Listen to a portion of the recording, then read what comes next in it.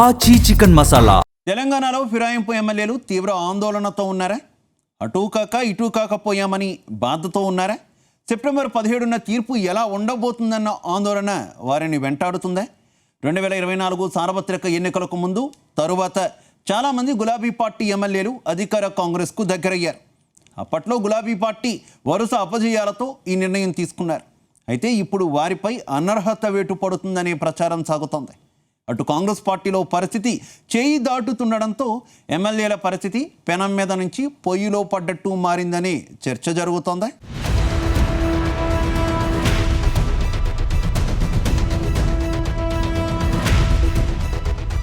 గత అసెంబ్లీ ఎన్నికల్లో బీఆర్ఎస్ నుంచి గెలిచి కాంగ్రెస్లో చేరిన 10 మంది బీఆర్ఎస్ ఎమ్మెల్యేల పరిస్థితి ఆగమ్య గోచరంగా తయారైంది. ఎన్నో ఆశలు అంచనాలతో కాంగ్రెస్లో చేరిన ఎమ్మెల్యేల పరిస్థితి ఎటు కాకుండా పోయింది. అధికార పార్టీలో ఇమ్మడలేక, ప్రభుత్వం నుంచి ఆశించిన నిధులు మంజూరు కాక, పనులు చేసుకోలేక ఫిరాయింపు ఎమ్మెల్యేల ముద్రతో రెంటికి చెడ్డ రేవడిగా మారిపోయామన్న అంతర్మథనానికి గురవుతున్నారని తెలుస్తోంది. అందుకే కాంగ్రెస్లో చేరిన కొందరు ఎమ్మెల్యేలు ధిక్కార స్వరం పెంచేశారు. ఇందులో భాగంగానే Banswada MLA Pocharam Srinivasa Reddy, Khairatabad MLA Danam Nagender, Jagtial MLA doctor Sanjay Kumar, మరికొందరు ఎమ్మెల్యేలు తమ అసంతృప్తిని బహిరంగంగానే వెళ్లగక్కారు.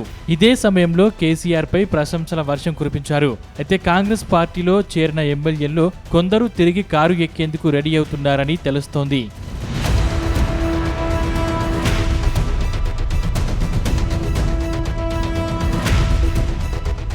అయితే 2.5 ఏళ్లు గడిచేసరికి అధికార పార్టీలో చేరి తప్పు చేశామా అనే ఆవేదన కొందరు రెబల్ ఎమ్మెల్యేల్లో స్పష్టంగా కనిపిస్తోంది. కాంగ్రెస్ నాయకత్వం ఈ ఫిరాయింపు ఎమ్మెల్యేలకు అనుకున్న స్థాయిలో రాజకీయ భద్రత కానీ, న్యాయపరమైన రక్షణ కానీ కల్పించలేకపోయిందని ప్రధాన ఆరోపణ. వారు కాంగ్రెస్ లో చేరలేదని చెప్పి అనర్హత వేటు నుంచి తప్పించారు కానీ రాజకీయంగా గ్యారంటీ ఇవ్వలేకపోతున్నారు. పార్టీలో చేరితే రాజభవనం లాంటి గౌరవం ఇస్తాం, పదవులు కల్పిస్తామని నమ్మబలికి పిలుచుకున్న పెద్దలు తీరా న్యాయపరమైన అడ్డంకులు ఎదురు కాగానే తమను ఒంటరిని చేస్తారనే భావన ఈ ఫిరాయింపు ఎమ్మెల్యేలు బలపడింది. గత అసెంబ్లీ ఎన్నికల్లో బీఆర్ఎస్ పార్టీ ఓటమి తర్వాత 10 మంది ఎమ్మెల్యేలు పార్టీ మారారు. ఇందులో దానం నాగేందర్, పోచారం శ్రీనివాసరెడ్డి, అరికెపూడి గాంధీ, ప్రకాష్ గౌడ్ వంటి కీలక నేతలు గులాబీ జెండాను పక్కన పెట్టి కాంగ్రెస్ కండువా కప్పుకున్నారు.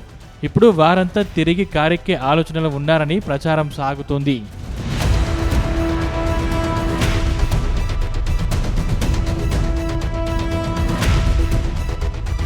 ప్రస్తుతం పార్టీ ఫిరాయించిన ఎమ్మెల్యేలకు కాంగ్రెస్ పార్టీ శ్రేణులు పెద్దగా ప్రాధాన్యత ఇవ్వడం లేదు. ఆయా నియోజకవర్గాల్లో పాత కాంగ్రెస్ నేతలు పట్టు బిగిస్తున్నారు. అలా అని పిలిచిన పెద్దలు గట్టిగా చెప్పడం లేదు. దశాబ్దాలుగా కాంగ్రెస్ జెండా మోసిన పాత నాయకులు, టికెట్లు ఆశించి భంగపడిన స్థానిక నేతలు రెబెల్ ఎమ్మెల్యేలను తమ నియోజకవర్గాల్లో కలుపుకెళ్లేందుకు అస్సలు ఇష్టపడట్లేదు. అందుకే ఈ ఫిరాయింపు ఎమ్మెల్యేలు కాంగ్రెస్ పార్టీలో ఇమ్మడలేక, బీఆర్ఎస్ పార్టీకి ముఖం చూపించలేక తీవ్ర మానసికంగా నలిగిపోతున్నారు. ప్రభుత్వం వద్ద తమ పనులు కాకపోవడం, అధికారులపై పట్టు తగ్గడంతో సొంత కేడర్కు కూడా న్యాయం చేయలేకపోతున్నారు. అయితే ఫిరాయింపు ఎమ్మెల్యేలపై గులాబీ పార్టీ గట్టిగానే న్యాయ పోరాటం చేస్తుంది. ఇటీవల హైకోర్టులో ఇరుపక్షాల వాదనలు పూర్తయ్యాయి. గులాబీ పార్టీ తరపున బలమైన వాదనలతో పాటు ఆధారాలు చూపించారు న్యాయవాదులు. క్షుణ్ణంగా విచారణ చేపట్టిన హైకోర్టు తీర్పును రిజర్వ్ చేసింది. సెప్టెంబర్ 16న తీర్పు వెల్లడించబోతోంది. అయితే కాంగ్రెస్ కార్యక్రమాల్లో పాల్గొన్న ఆధారాలు, సాక్ష్యాల్ని హైకోర్టుకు అందించడంతో తీర్పు ఎలా ఉంటుందో అన్న ఆందోళన ఫిరాయింపు ఎమ్మెల్యేల్లో కనిపిస్తుంది. ఒకవేళ ప్రతికూల తీర్పు వస్తే మాత్రం ఈ ఎమ్మెల్యేల రాజకీయ భవిష్యత్తు ఏంటన్న చర్చ సైతం జరుగుతుంది.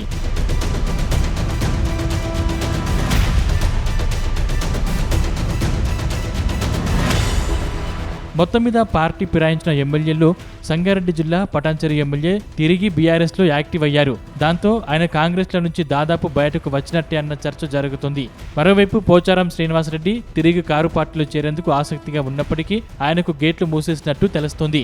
ఇక దానం నాగేందర్ కూడా తిరిగి కారు ఎక్కుతారని ప్రచారం సాగుతున్నా ఆయన్ను బీఆర్ఎస్ లో జాయిన్ చేసుకునేందుకు కేసీఆర్, కేటీఆర్ ఆసక్తిగా లేరని తెలుస్తోంది. తెల్లెం వెంకట్రావు లాంటి నేతలు కూడా కారు పార్టీలో చేరేందుకు ఆసక్తిగా ఉన్నారని ప్రచారం సాగుతుంది. మరికొందరు ఎమ్మెల్యేలు మాత్రం సైలెంట్గా ఉన్నారు. దాంతో సెప్టెంబర్ 16న ఏం జరుగుతుందో అన్న టెన్షన్ మాత్రం అందరూ ఎమ్మెల్యేల్లో ఉందని తెలుస్తోంది.